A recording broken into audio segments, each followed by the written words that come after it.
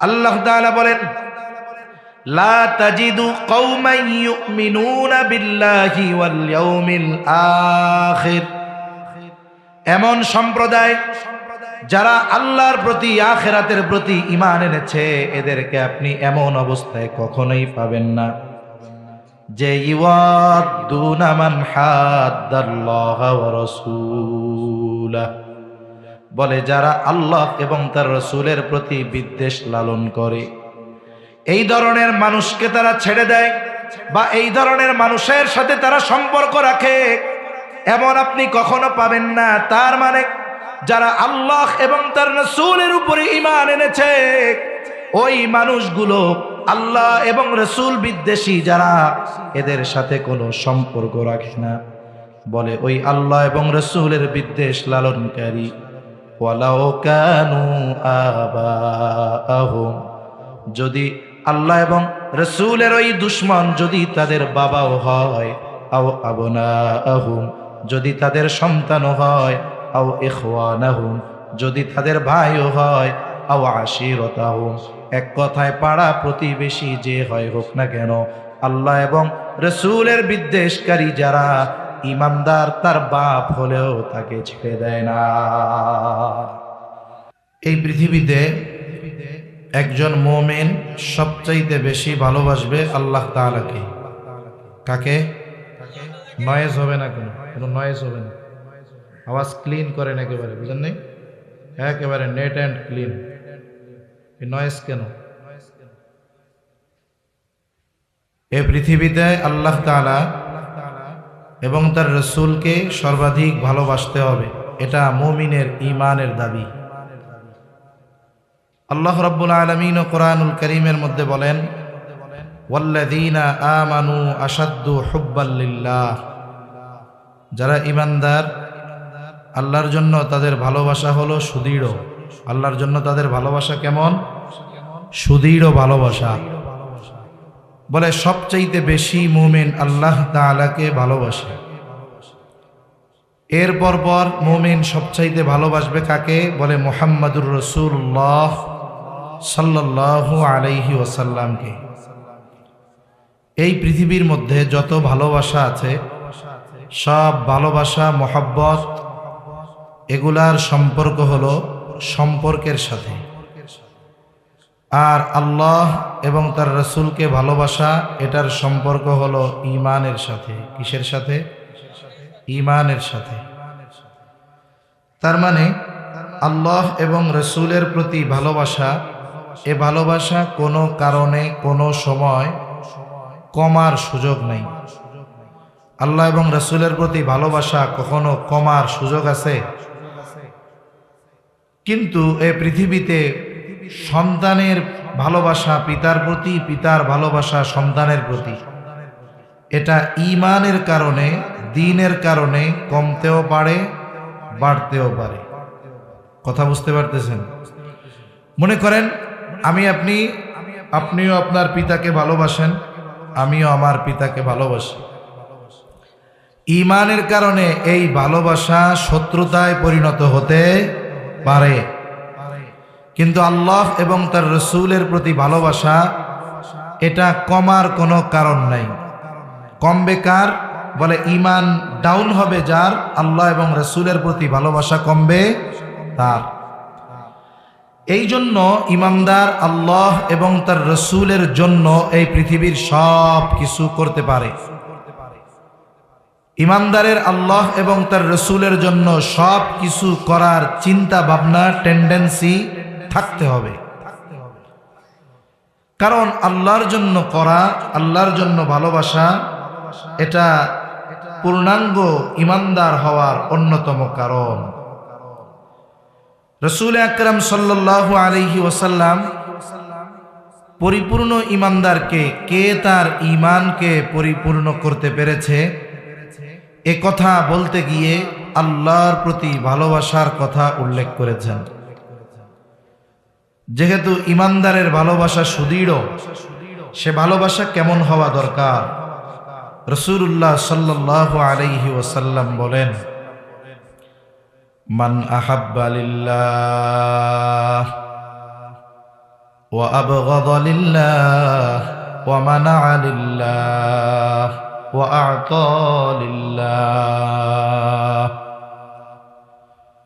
আল্লাহ রাব্বুল আলামিন বলেন, মান আহাব্বা লিল্লাহ, যে ভালোবাসলো আল্লাহ তাআলার জন্য তথা আল্লাহ তাআলার সন্তুষ্টির জন্য, ওয়া আবগাদা লিল্লাহ, যে কারো সাথে শত্রুতা পোষণ করলো আল্লাহ তাআলার সন্তুষ্টির জন্য, ওয়া মানাআ লিল্লাহ, কাউকে কিছু থেকে বাধা প্রদান করলো আল্লাহর জন্য, ওয়া আ'তা লিল্লাহ, কাউকে কিছু দিল প্রদান করলো আল্লাহ তাআলার জন্য, নবীজি বলেন ফাকাদ ইস্তাকমালাল ঈমান, সেই ব্যক্তি অবশ্যই তার ঈমানকে পূর্ণ করলো।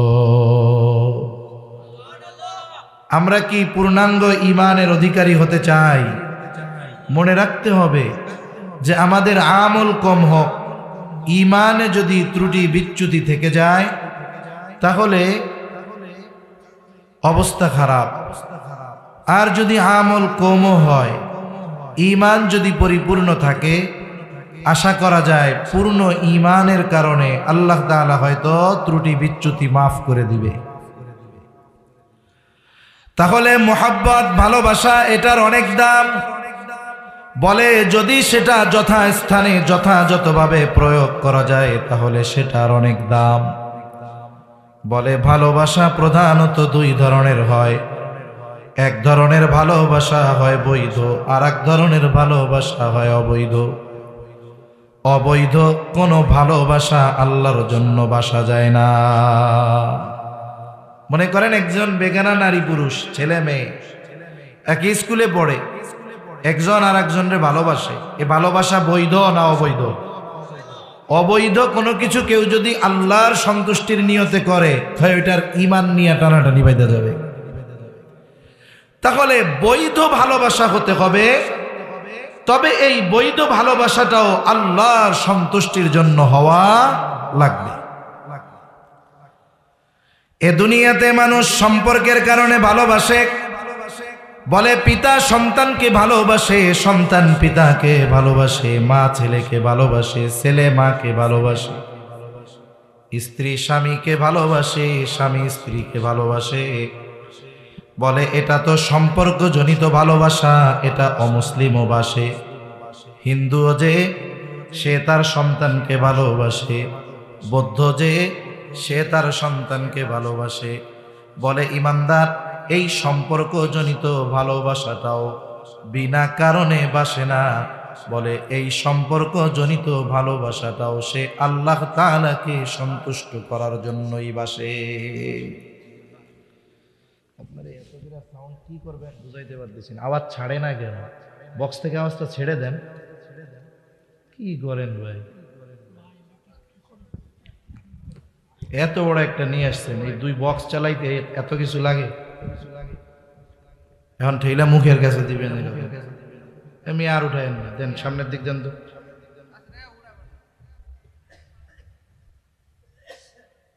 এখানে দুইটা মাইক লাগাইলে আওয়াজ ভালো হয় ভাই।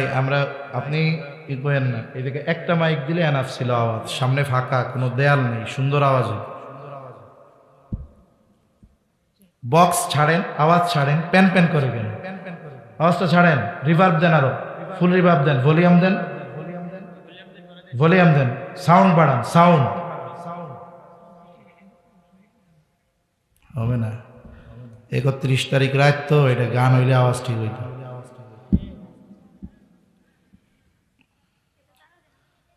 তাহলে মুমিন সম্পর্কের ভালোবাসাও বাসবে কার জন্য? আল্লাহ তাআলার জন্য। ইকো দিবেন না, ইকো দিবেন না, রিভার্ব দেন, ভলিউম দেন, আর না সব বন্ধ করে শুধু ভলিউম দেন আর টোন দেন। সব বন্ধ করেন, সব সব বন্ধ। হ্যাঁ, সাউন্ড দেন, শুধু ভলিউম দেন, আরো টোন দেন, টোন দেন, টন টন করেন, আওয়াজ বেশ কমাবেন। হ্যাঁ, আওয়াজ টন টন করেন। হ্যাঁ ঠিক আছে, এরকমই থাক দরকার হয়। তাহলে মুমিন সম্পর্কজনিত ভালোবাসাও কার জন্য বাসবে? জোরে বলেন কার জন্য? পিতা সন্তানকে ভালোবাসবে, সন্তান পিতাকে ভালোবাসবে আল্লাহ তাআলার জন্য। স্বামী স্ত্রীকে, স্ত্রী স্বামীকে ভালোবাসবে আল্লাহ তাআলার জন্য। তাহলে সম্পর্কের ভালোবাসা তো আছেই, আবার এই ভালোবাসা যেহেতু বৈধ ভালোবাসা, এই ভালোবাসা যদি একে অপরে আল্লাহর সন্তুষ্টির জন্য বাসে, বলে তাদের এই সম্পর্কজনিত ভালোবাসাটা ইবাদত বলে গণ্য হয়ে যাবে। তাহলে সন্তান যদি পিতাকে, পিতা যদি সন্তানকে এই নিয়তে ভালোবাসে যে আমি আমার ছেলেকে ভালোবাসতেছি কার সন্তুষ্টির জন্য? স্বামী স্ত্রীকে ভালোবাসতেছে কার সন্তুষ্টির জন্য? বলে যদি আল্লাহর সন্তুষ্টির জন্য তাদের এই বৈধ ভালোবাসা হয়, তাহলে এটা তার আমল নামায় ইবাদত বলে গণ্য হয়ে যায়। সুবহানাল্লাহ। আবার এটা মনে রাখতে হবে, যাকে আপনি আল্লাহর জন্য ভালোবাসেন, জীবনের যদি কোনো প্রয়োজনে ওই ব্যক্তিকে আল্লাহর জন্য তথা আল্লাহর সন্তুষ্টির জন্য যদি দুশমন বানাতে হয়, আল্লাহর সন্তুষ্টির জন্য তাকে দুশমন বানাতেও প্রস্তুত থাকতে হবে, ঠিক কিনা? এই জন্য এর পর নবীজি বলেন ওয়া আবগাদালিল্লাহ।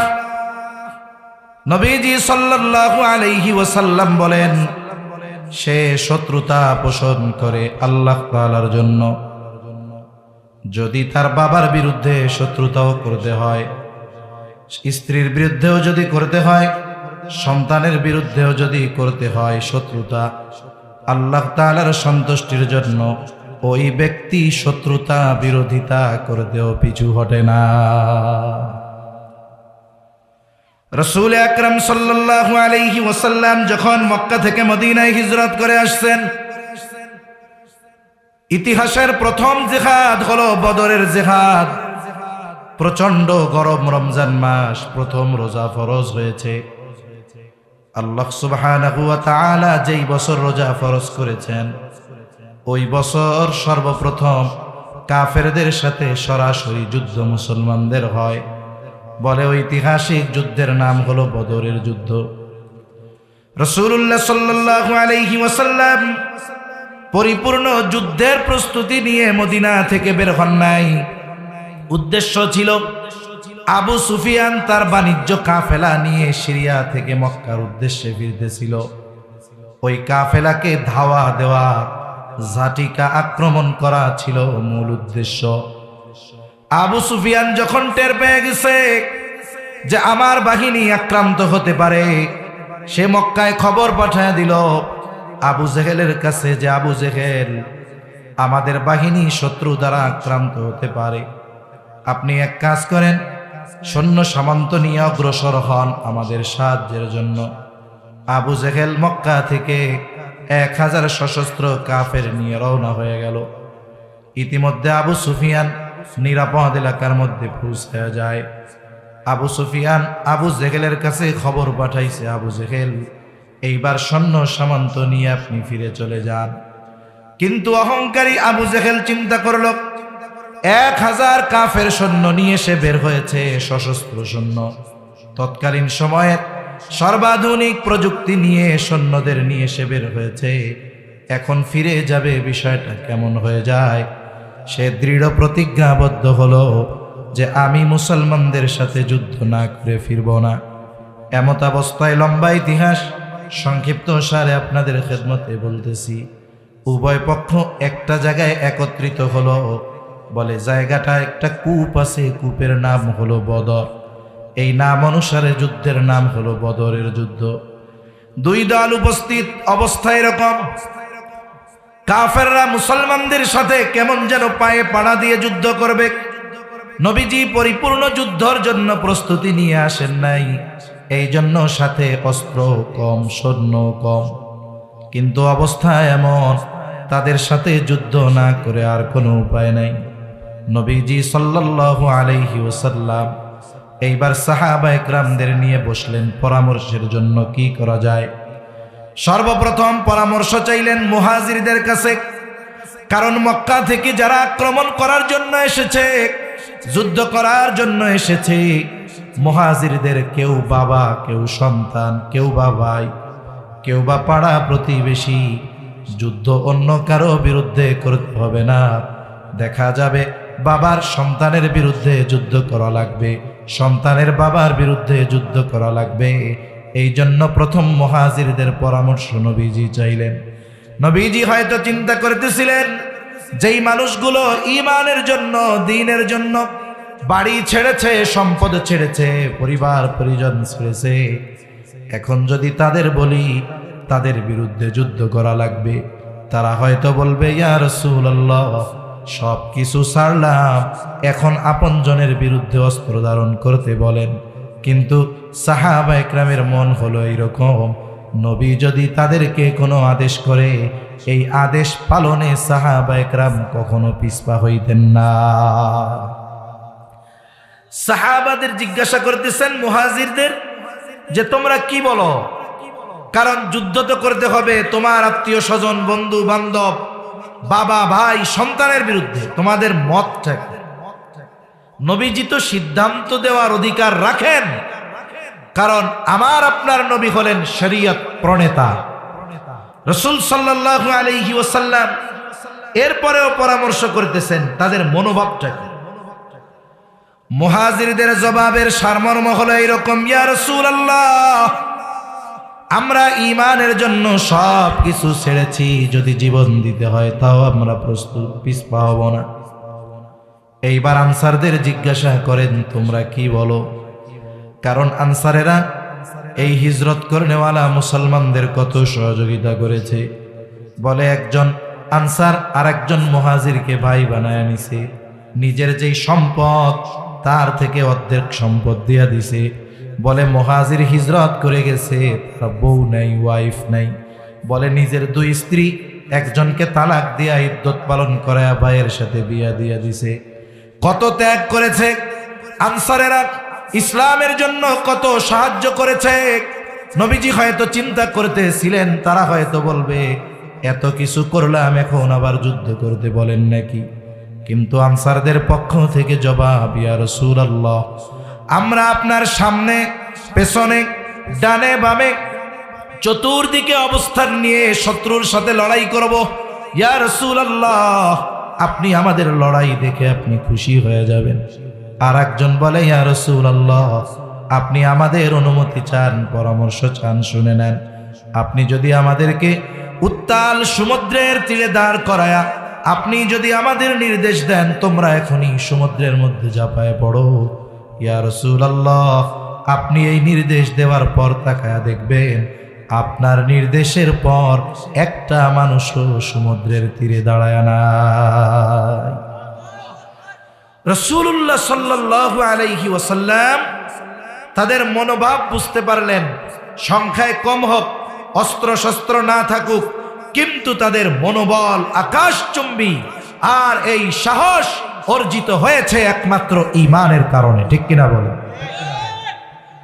রাসূল আকরাম সাল্লাল্লাহু আলাইহি ওয়াসাল্লাম 313 জন সৈন্য নিয়ে প্রস্তুত কাফেরদের বিরুদ্ধে লড়াই করবে। বলে মাত্র গুটি কয়েক তলোয়ার, ঘোড়াও নাই, লৌহ বর্ম নাই। অনেকে খালি পায়ে রোজা রেখে প্রচন্ড গরমের মধ্যে 17ই রমজান 1000 সশস্ত্র কাফেরের বিরুদ্ধে লড়াই শুরু হয়ে গেল। লম্বা কথা বলে, কাফেরদের সাথে মুসলমানদের জিহাদ চলতেছে, লড়াই চলতেছে। এই লড়াইয়ের মধ্যে জান্নাতের সুসংবাদ প্রাপ্ত 10 জনের একজন, বলে এনার নাম হলো আবু উবায়দা ইবনুল জাররাহ। নাম আবু উবায়দা, পিতার নাম জাররাহ।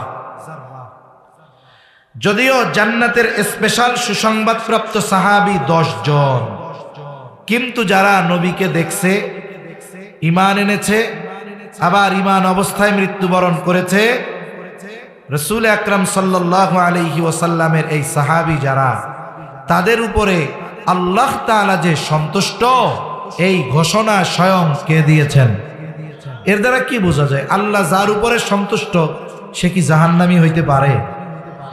এই দৃষ্টিকোণ থেকে আল্লাহ তাআলা সব সাহাবা একরামের উপরে সন্তুষ্টির ঘোষণা দিয়ে মোটামুটি জানায় দিছেন যে তোমরা জান্নাতি। সুবহানাল্লাহ। কারণ এই পৃথিবীতে আসমানের নিচে জমিনের উপরে নবী আলাইহিমুস সালামের পরে সাহাবায়ে কেরামের মতো মর্যাদা সম্পন্ন আর কেউ এই পৃথিবীতে নাই। এজন্য বুঝতে হবে তাদের মাকাম, তাদের মর্যাদা অনেকে বুঝে না, না বুঝে তাদের সমালোচনা করে ছোটখাটো বিষয় নিয়ে। এই বিষয়গুলো ঠিক নয়। এজন্য আমাদের প্রত্যেকের অন্তরে সাহাবায়ে কেরামের পরিপূর্ণ মহব্বত থাকার দরকার আছে না নাই? ইসলামের জন্য তাদের যেই ত্যাগ, এটা অকল্পনীয়। জান্নাতের স্পেশাল সুসংবাদ প্রাপ্ত 10 জনের একজন হলো আবু উবাইদা। যুদ্ধের ময়দানে তিনিও লড়াই করতেছে। হঠাৎ তিনি খেয়াল করে দেখলেন তার পিতা জাররাহ কাফেরদের পক্ষে মুসলমানদের বিপক্ষে যুদ্ধ করার জন্য আসছে। বহুদিন পর পিতার চেহারা দেখছে। স্বাভাবিক পিতা যদিও কাফের হয়, ইসলাম হলো সুন্দর এক জীবন ব্যবস্থা। বলে পিতা মাতা কাফের হলেও ওই পিতা মাতার সাথে সদাচরণ করার নির্দেশ ইসলাম দেয়। অমুসলিম পিতা মাতা যদি কারো থাকে, সে মুসলমান হইছে, তার মা বাবা অমুসলিম, অমুসলিম হওয়ার কারণে পিতা মাতাকে কষ্ট দেওয়া যাবে না। ভালোবাসতে মানা নাই পিতা মাতাকে। বরং আল্লাহ রাসূল সাল্লাল্লাহু আলাইহি ওয়াসাল্লামও জানাইছেন, আল্লাহ তাআলাও জানাইছেন। আসমা বিনতে আবি বকর রাদিয়াল্লাহু তাআলা আনহা, আয়েশা সিদ্দিকা রাদিয়াল্লাহু তাআলা আনহার বোন, উনি নবীজির কাছে আয়েশা বলে, ইয়া রাসূলুল্লাহ, আমার মা একজন মুশরিকা, তিনি আপনাকে খুব অপছন্দ করেন। তিনি মাঝে মধ্যে আমার কাছে আসেন, আমার কাছে তিনি আসেন, আমি তার সাথে কেমন আচরণ করব? দেখেন 2টা বিষয় উল্লেখ করেছে। 1 নম্বর, আমার মা হলো মুশরিকা। 2 নম্বর, তিনি আপনাকেও অপছন্দ করেন। কিন্তু আমার মা কেমন আচরণ করব? নবীজি বলেন, তুমি তোমার মায়ের সাথে সদাচরণ করবা। তাহলে মা বাবা যদি মুশরিক হয়, মা বাবার সাথে কি আচরণ হবে? সদাচরণ হবে। আল্লাহ তাআলা কি বলেন? ওয়া ইন জাহাদাকা লিতুশরিকা বিমা লাইসা লাকা বিহি ইলমুন ফালা তুতি'হুমা ওয়া সাহিবহুমা ফিদ দুনিয়া মা'রুফা। আল্লাহ রাব্বুল আলামিন বলেন, ওয়া ইন জাহাদাকা লিতুশরিকা বিমা লাইসা লাকা বিহি ইলম, তোমার যেই ব্যাপারে জ্ঞান নাই, তোমার মা যদি তোমাকে শিরকের আদেশ করে, জোর করে, ওয়া ইন জাহাদাকা লিতুশরিকা বি, শিরক করার জন্য তোমার মা বাবা যদি তোমার জোর জবরদস্তি করে, আল্লাহ তাআলা সবচেয়ে বেজার হয় শিরক করলে। আল্লাহ তাআলা কোরআনুল কারীমের মধ্যে বলেন, ইন্নাল্লাহা লা ইয়াগফিরু আন ইউশরাকা বিহি ওয়া ইয়াগফিরু মা দুনা যালিকা লিমান ইয়াশা। আল্লাহ তাআলা বলেন, ইন্নাল্লাহা লা ইয়াগফিরু আন ইউশরাকা বিহি, আল্লাহর সাথে যদি কেউ শিরক করে, আল্লাহ তাআলা এটা ক্ষমা করবেন না। তবে অন্যান্য পাপ যদি কেউ করে, অন্যান্যগুলো আল্লাহ তাআলা চাইলে মাফ করে দিবেন, কিন্তু শিরকের গুনাহ আল্লাহ মাফ করবে না।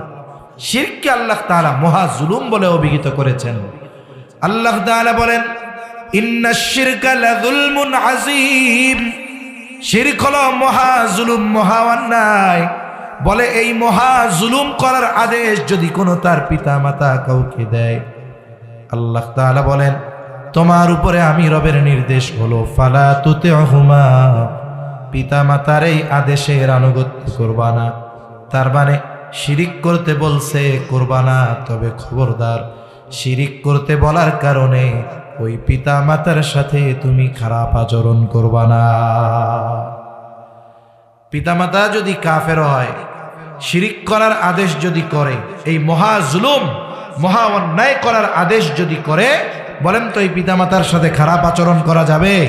যাবে।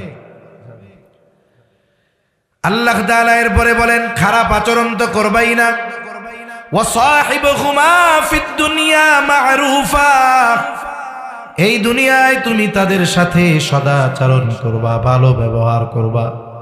খবরদার ওই মা শিরিক করার আদেশ করার কারণে খাবার বন্ধ করে দিবা না, ঘর থেকে বের করে দিবা না, ওষুধ কেনা বন্ধ করে দিবা না, বরং ওই মা বাবার সাথেও সদাচরণ করার আদেশ দিয়েছেন কে?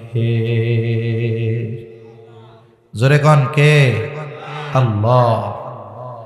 এজন্য মা বাবা যদি কাফের হয়, ওই মা বাবার প্রতি যদি ভালোবাসা থাকে সন্তানের, এতে পাপের কিছু আছে?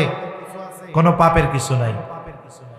আবু উবাইদা জিহাদের ময়দানে তাকায় দেখি বাবা জাররাহ কাফেরদের পক্ষে মুসলমানদের বিপক্ষে যুদ্ধ করতেছে। অনেক দিন পর বাবাকে দেখছে, বাবার প্রতি মোহাব্বত ভালোবাসা অন্তরে জাগ্রত হয়ে গেছে। আবু উবাইদা চিন্তা করে, আমি যুদ্ধের ময়দানে যুদ্ধ করব, কিন্তু বাবার মুখোমুখি হব না, দূরে সরে সরে যুদ্ধ করব। আবু উবাইদা দূরে সরে সরে যুদ্ধ করতেছে। হাদিসের মধ্যে আসছে, তবে বাবাকে সে খেয়াল রাখতেছে। কি করে? প্রথমবার খেয়াল করলো দূরের থেকে, তার বাবা নবীজির উপরে আক্রমণ করার জন্য টার্গেট নিয়েছে। আবু উবাইদা দৌড়ে গিয়ে বাবাকে প্রতিহত করে দিছে। আবার দূরে সরে আসছে, কিন্তু খেয়াল করে বাপ কি করে।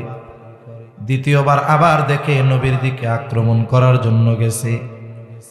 আবু উবাইদা আবার গিয়ে বাবাকে প্রতিহত করে দূরে সরায় দিয়া চলে আসছে।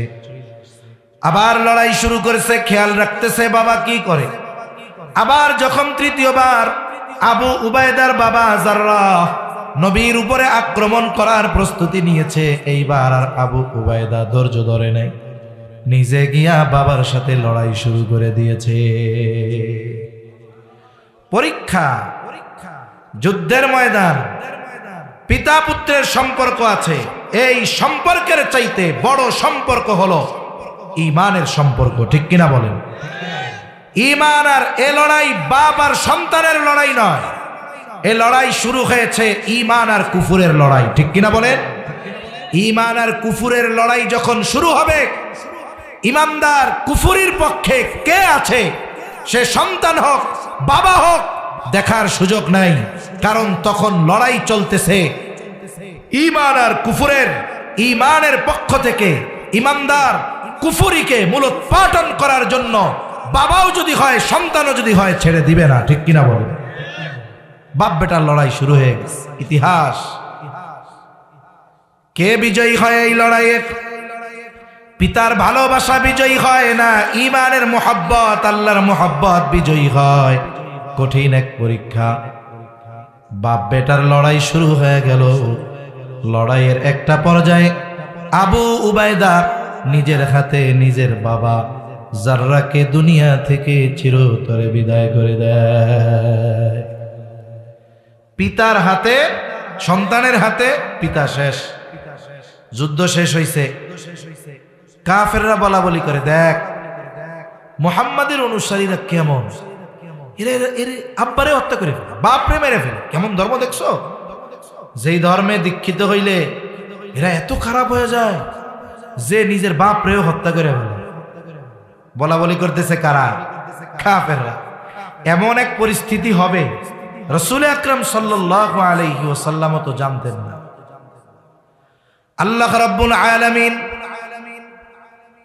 এই ঘটনাকে কেন্দ্র করে আয়াত নাজিল করেছেন।